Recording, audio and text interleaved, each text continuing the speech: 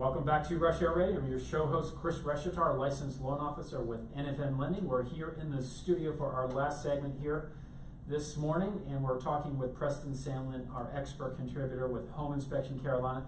Preston, you are going to go through the top 10 common home inspection findings on a home inspection report with us. So I'm going to turn the time over to you, and we're going to jump right into your topic, man. Well, okay, cool. I appreciate it. And let me qualify this. I printed off the internet, so it's not my list, but okay. I'll critique it. I agree with most of them, but I thought I would riff a little off of it there. But they have, number one, improper electrical wiring. Things like reverse polarity. You see this with a hot neutral reverse. Everything will still work, believe it or not, if you have reverse polarity. The only way you really know this, you can buy one of those little testers at Lowe's or Home Depot, and the lights will show. But the downside of this is if your GFCI protection and things like this will not work if you had a surge or a thunderstorm or something like that. So reverse polarity is something that we find a lot. It's real easy. You just have to switch the hot wires. So if your wires are crossed, yeah, that could be something that shows up on home inspection. But don't do this if you don't have some experience. Not an electrician, because you could electrocute Do yourself. not try this at home. And one other thing is a double tap. We see that a lot on breakers. We take the panel off and they'll have double taps, which is two different wiring systems going into the same breaker. That's a no-no. You're overfusing or double tapping. You shouldn't do that. The Square D makes a breaker that is the only one that I'm aware of that has the slots for two. Exactly. Thank you. I just feel that when I'm experiencing reverse polarity, I'm not operating at my best. That's right. Thank you. Put some of that iron face water or whatever. There you go. Number one. Number two is plumbing. Plumbing. Well, on this list, they've got poor water pressure, which I do find a lot on older homes if they've got that old galvanized piping. Right. And this is going to sound gross, but I'll tell you why. It's rust. You ever stayed in an older farmhouse or bed and breakfast, and you turn the water on and it's kind of dirty coming out, and then the clean water comes out, and you're like, here, have a glass. The problem is rust is not good to drink, but second of all, when it happens, it starts to, metal expands when it rusts, so it squeezes down on the pipes. If you have old galvanized pipes, it's probably time to replace those just because they rust, and it hasn't been really used since World War II, so if you have them, I guarantee you it's 70 years old. Kind of getting outdated. Yeah, Number exactly. 3, heating system commonly shows up on an inspection report. Well, a couple of different things. The big thing this time of year when the seasons change, and I'm sure people turn their air conditioner on this week, it's been in the 90s, you need to get that system periodically cleaned before you go into the major cooling or heating system, because basically it's been dormant the entire time. It collects a lot of dust and dirt. There's certain types of trees, like those cottonwoods. They're awful for an air conditioning system because it pulls in air, and all those cottonwoods and the dirt and debris, mat up against your compressor out there, and it just causes the system to work a lot harder, costing you a lot more money in heating and cooling, and increasing your chance of a breakdown. So get it checked out each season and get it cleaned. Great. Number 4 says exterior maintenance, pretty common on a home inspection report. Yeah, absolutely, especially around the soffits and fascia, around roof lines, and now it wasn't as common back when remember back in the 70s when we all lived in a ranch house. There's a whole lot of building technology that exploded all the McMansions and basically truss systems. But now we got so many gables and eaves and roofs coming together, which causes for water drainage issues where it's touching some wood somewhere, and you just see a lot more wood rot or softwood with the fascia and soffit, and you really need to step up your flashing game. In fact, I have that issue right now. I have a squirrel in my attic. And it's not cheap to get a squirrel out of your attic. But yeah, basically where that came from was there was a place where the roof came down and it had moisture damage, so the squirrel was able to just nibble through Wow. it. So now he's in there, and it's a long story. Yeah. That sounds like another show. Yeah, and the wound is still fresh. So after Preston comes through, we have a bunch of homeless squirrels. Yeah. That's right. No, the guy promised coming to your house. Wait a minute, the guy promised me. He did promise me. I was like, where are you? He said, I'm taking them like 20 miles away, and I have a 200-acre thing, and I was like, because if you let him down the street, this squirrel's coming back, but I don't want to kill it. You know? All right, no emails from animal lovers. But the squirrel is okay. All right, moving on to another common home inspection finding is improper fan ventilation. Well, the fan, what they're primarily talking about here is bath vent fans. Okay. You know, The ones that you flip on when you go in. yeah, you know, because showers run, you know, hot, the water needs to, the vapor needs to exit. And the improper would just be venting it straight to the crawl space or the attic, because you're putting that hot, moist air where you don't need any more moisture. Now, you can vent it up into the attic, you almost have to, but it needs to go over to one of the, like Air vents? the vent, the soffit vent, or go up to the top, to the ridge vent. But what you don't want is just the hose coming up and just laying right there in the insulation, because it's putting a lot of hot, moist air that doesn't need to be there, and it's gonna cause some other problems. Got it. All right, the next one says electrical entrance cable.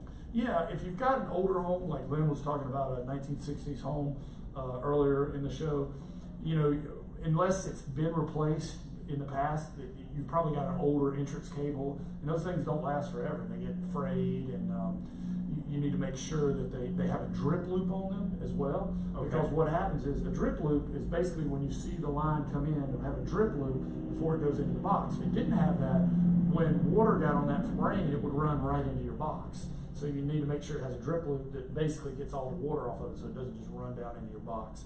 And also it needs to be up to date. You know, a 1960s home wasn't built for all the modern appliances that we have today.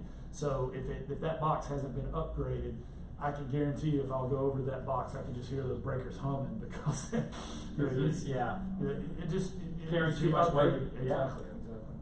Well, next one is inoperable windows. Yeah, we see this one a lot. Yeah, windows need to open and close, and actually the primary. Being shut. Yeah, well, you know what the primary reason for a window, why you have to have a window? It's fire, Absolutely. fire safety. Safety. A window has to be operable so that a fire person can basically get in and get out with a backpack on if they had to rescue somebody. That's the reason, and there's requirements. You know, it'd be a whole other show to get into the specifics. Right, sure. But that's a big reason why they need to open and close. And sometimes they get painted shut, is what they call it. They haven't been open and closed a long time, and wood expands and contracts. The other thing is if you open them, they should stay open. There's a counterbalance spring on the newer windows.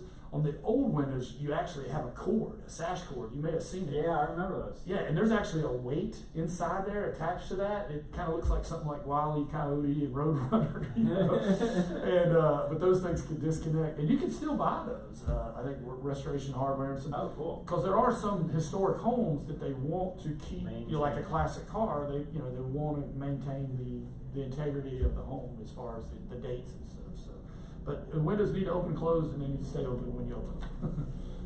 I'm actually going to jump ahead to one called water heater. Oh, okay. Water heater. There's so many things with water heater. One of the big primary things we see is TPR valve. That's acronym for temperature pressure relief valve. You'll see it. It's on every water heater. It basically has a little spring in there and a little spout on it. So what this does is it's usually set to a certain temperature. I think it's 220, or if the pressure gets above 150, that spring will depress. So that it basically, because if it didn't, it would explode. I mean, you're getting so Okay. much pressure, boom. But this thing needs a pipe. It needs to be piped down. A lot of times you'll see it without that pipe, which could cause all kinds of scalding, anything like that. Now, I will say something else too. Over time, that spring starts to relax and they just start to leak. So they need to be replaced. Good news is it's really only about $12, $13, $14 to replace those, but they do wear out they'll wear out before the water heater does usually. Okay. And water heaters have a life expectancy too. I can tell you more problems with water heater, but we might be running short of time. Yeah. And let's go to the last one, or one of the next ones, fireplace and chimneys. The big thing with fireplace and chimneys are, to me, in my mind, is flashing. Ideally, because basically you've got the roofing coming up to a different type of material. You can't just end the roofing. There has to be a transition. And ideally you have what they call step flashing if it's a brick chimney. And what that means is they'll go in a line of mortar, step down, another line of mortar, step down. And if it's back in the day when it was done, you know, you actually mortared the while it was wet, you mortared that flashing in. A lot of times now, you know, They're cutting it in with a saw. and Right, trying to- right. Yeah. and I'm okay with that. That's the second best. The best is mortared into the step flash. If they make a saw and cut it in, that's second best. But what the worst is they come in and they just try to caulk it in. And that'll work for a little while, but that caulk is gonna give out and you're gonna have a leak. And I see that, and the home inspector's gonna call it out. I see that a lot. I have noticed on some of the older homes too, they're actually missing the chimney cap. Oh, yeah, on yeah. top. I see that often. Is that just typical? Yeah, and they crack too. Yeah. And a lot of times, you know, some of these chimneys, you know, the chimney has to be above the roof line. So if you got a really high roof line, you know, sometimes it's way up there if it's steep and nobody really goes up there. What's cool is we can use drones and telescoping poles now. We can see it. And basically nobody realized it, you know, but you're right. And over time that mortar cracks and that cap has to be repaired. Perfect. Well, those are really good common things that we find in the home inspection. So we're going to kind of wrap up our show here. So Glenn Blanco with the David Hoffman Group, thank you so much for being on the show today. I understand that you have a little incentive for anybody that references listening to this show on Resh Air Radio. Absolutely. If you reference this show, we will offer a free home warranty to any buyers that come in contact that we come in contact with. So that's like worth $500, but it's actually worth more if actually something happens to the home and the warranty covers it, right? Right. It's your It's a peace of huge mind. protection. Mhm. So if you're a first-time buyer, you need to give Glenn a call. Glenn, where can people get a hold of you? My phone number is 704-516-9409, and I look forward to your phone call. Sweet. And then Preston, I think you're going to tandem that. Yeah, absolutely. If you go with Glenn and reference this show, I'll give you $35 off on the home inspection. And also, if you call Chris on one of these $17,000 loan, That's right. House Charlotte $17,000 program. Yeah. But get Glenn to be your realtor. He's a good dude and he knows his stuff and he cares about his clients.